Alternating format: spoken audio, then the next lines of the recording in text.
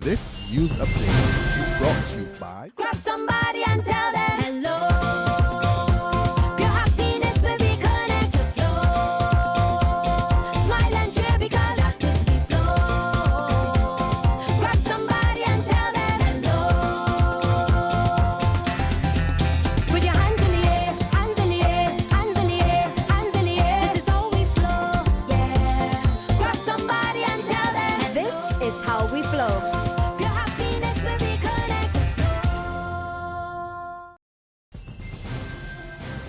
It's Monday, September 14, and time for the Barbados Today afternoon update. I'm Frenella Wedderburn. Thanks for joining us.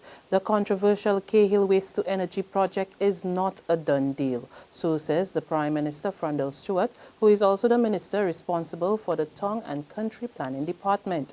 Speaking at the St. James South Constituency branch meeting last evening, Prime Minister Stewart told party supporters that a process has to be followed before any deal is inked, and he also assured Barbadians that any decisions on the project will not be done by stealth. A lot of the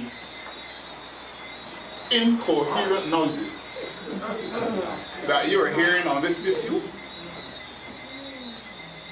I speak to you, the next Prime Minister, don't get worried about it, because nothing on this issue is going to happen under the cover of night. Just take it easy. We will engage the population, and we are not going to take any decision that is inimical to the best interests of Barbadians. And we're not going to take any decision until or unless we can say that we have benefited from the best possible advice. No decisions have been taken on this issue, none, and therefore there is no need for any alarm. The Prime Minister also weighed in on the issue of child abuse currently plaguing the country, and he's promising that his government will address the situation head on. I am concerned, and on Thursday, Minister McLean is here, Minister Innes is here. On Thursday, we had a long discussion on this issue, this issue of child abuse. And it is my view, and of course, we're going to talk this through. We don't make policy on the spot. We talk these things through and come to enlightened conclusions and enlightened ways forward. But if a government can create a means by which abused women can access the services of a magistrate in 3 days, how much greater is the responsibility of any enlightened government to ensure that abused children should be able to access some kind of intervention in as short a time as possible. And the government is going to confront that issue head on.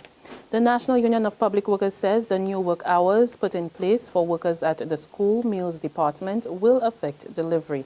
The warning from NUPW Acting Assistant General Secretary Wayne Waldron, who says the workers will now stick to the time set by management and nothing else, as no consideration was given to the extra time needed to ensure that meals are prepared and delivered on time.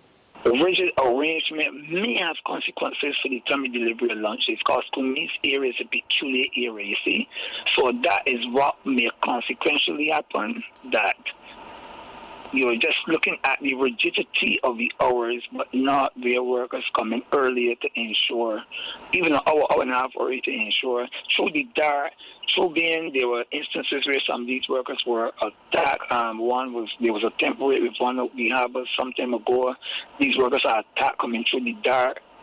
They leave from like 3 o'clock in the morning to get to these kitchens, and people don't understand the extent of which they are in danger, especially when they have to travel along solitary places to get to work or to wait for public transport. So it's a very trying experience, and I don't think people understand the sacrifices these workers made.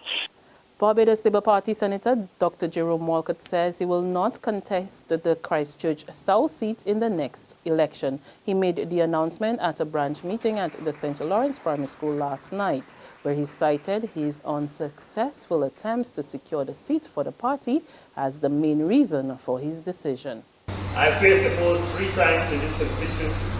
I was successful once. I lost twice. The last time I think most of us were convinced that we were going to be successful, but that was not true. The electorate always has the final say, and they determine that. But I had always made a pledge that I would never stay around longer than I was wanted. I have decided that it is capital time for me to move on, for me to thank you all for all your support, and to encourage you as you move on, and to hope, pray for this branch, knowing full well that the next election the Barbados Labour Party will win. The Royal Barbados Police Force is reporting breakthroughs in a number of serious crimes. Acting Assistant Superintendent of Police David Welch tells Barbados Today those include several robberies, among them the robbery at Tapas Restaurant in Christchurch, ANC Security in St. Michael, and the gas station in St. Thomas. In sports, the U.S. Attorney General says the World Football Governing Body, FIFA, is likely to be hit with a new wave of indictments. The AG made the announcement at a news conference in Switzerland, saying based on new evidence, officials may pursue additional charges against individuals and entities. 14 FIFA officials, including Jeffrey Webb of the Cayman Islands, were arrested 4 months ago, charged with racketeering, wire fraud, and money laundering conspiracy. There's regional and international news after this short break. Secure your future, be financially strong. Since 1983, we have been there for you. A smart range of products, great tax benefits. We're the solution to your hopes and your dreams. The Barbados Workers Union Cooperative Credit Union. The Barbados Workers Union Cooperative Credit Union. Humble beginnings to smart loans, smart savings. Save smart and borrow smarter. That's the move for me. Stability, prosperity. We're the solution to your hopes and your dreams. The Barbados Workers Union Cooperative Credit Union. The Barbados Workers Union Cooperative Credit Union. To news from our Caribbean neighbors, the United Nations Children Fund is calling for authorities in Guyana to set up a facility to deal with wandering by children. More in this report from Ivor Wharton of Capital News. United Nations Children Fund is concerned about the number of children committed to the New Opportunity Corps for wandering. UNICEF's country representative Marian Flack, in a meeting with Attorney General Basil Williams, said the NOC is a good institution. As she noted, there is need for a separate facility to address wandering. The NOC in itself, we think as UNICEF, is a good institution. It's an open institution. It provides education to children. It is a correctional facility. It's not a prison, and we should not regard the students there as prisoners. What we are concerned about, for instance, is that 75% more or less of the young people who are there are being locked up there for wandering, for instance. And we think that should not be the case. And finally, on the international scene, a new Prime Minister is expected to be sworn in Australia. This after Tony Abbott was ousted as leader of the centre-right Liberal Party by Malcolm Turnbull. In a party leadership vote, Abbott, who had been plagued by poor opinion polls, received 44 votes to Turnbull's 54. However, Turnbull has hinted that there will be no snap election, saying that Parliament will serve its full term. Turnbull is expected to take office after Abbott writes to Australia's Governor-General and resigns. He will be Australia's 4th Prime Minister since 2013.